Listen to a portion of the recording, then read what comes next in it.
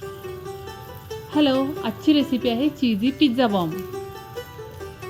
यासाठी इथे मी घेतलेले आहे 2 कप गव्हाचं पीठ, त्यामध्ये पाव कप दही घातलेला आहे, 1 चमचा साखर, पाव चमचा बेकिंग पावडर घातलेली आहे, चवीनुसार अगदी थोडंसं मीठ घातलेलं आहे।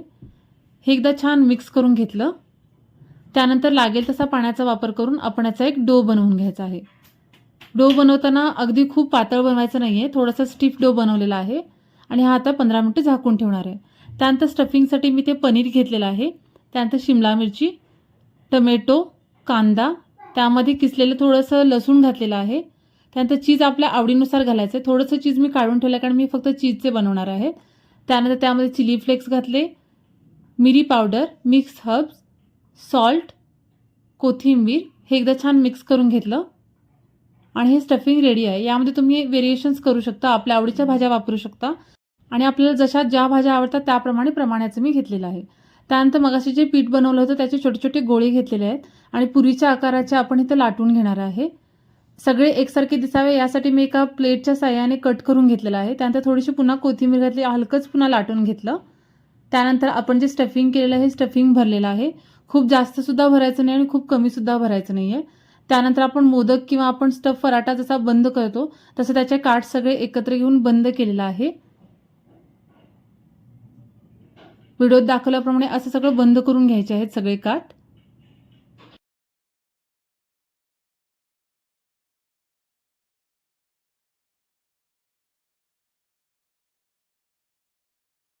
त्याचं टोक हलकंच असं पिंच करायचं किंवा एक्स्ट्रा भाग असेल तर तुम्ही काढून टाकू शकता।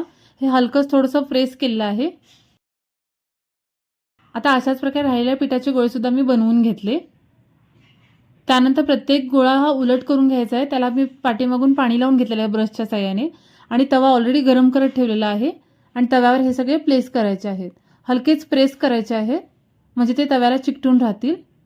एखाद्या मिनिट ह्या बाजूनं गरम केल्यानंतर तवा असा उलट करायचा आहे गॅसवर व्हिडिओत दाखवल्याप्रमाणे। त्यामध्ये बेकिंग पावडर आहे, दही आहे, त्यामुळे छान अगदी फुगून येतात। सगळ्या बाजूने तवा उलट करून सगळ्या बाजूने भाजून घ्यायचा आहे। आता हे दोन्ही बाजूने छान भाजलेले आहेत, छान क्रिस्पी झालेले आहे वरची बाजू। त्यानंतर याला बटर लावून घेतलेलं आहे। हेच तुम्ही मायक्रोवेव्हमध्ये सुद्धा करू शकता। अशा प्रकारे हे चीजी पिझ्झा बॉम्ब तयार आहेत। हे आपल्या आवडीप्रमाणे चटणी किंवा सॉसच्या वेगवेगळ्या डिपसोबत तुम्ही सर्व करू शकता। इथे मी हे सॉस सोबतच सर्व केलेले आहेत। अशा प्रकारे आपले झटपट स्नॅक्स प्रकार तयार आहे चीजी पिझ्झा बॉम्ब। तुम्हाला रेसिपी कशी वाटली मला कमेंट करून नक्की सांगा आणि आवडली तर माझ्या चॅनलला लाईक शेअर सबस्क्राईब नक्की करा। Bye bye.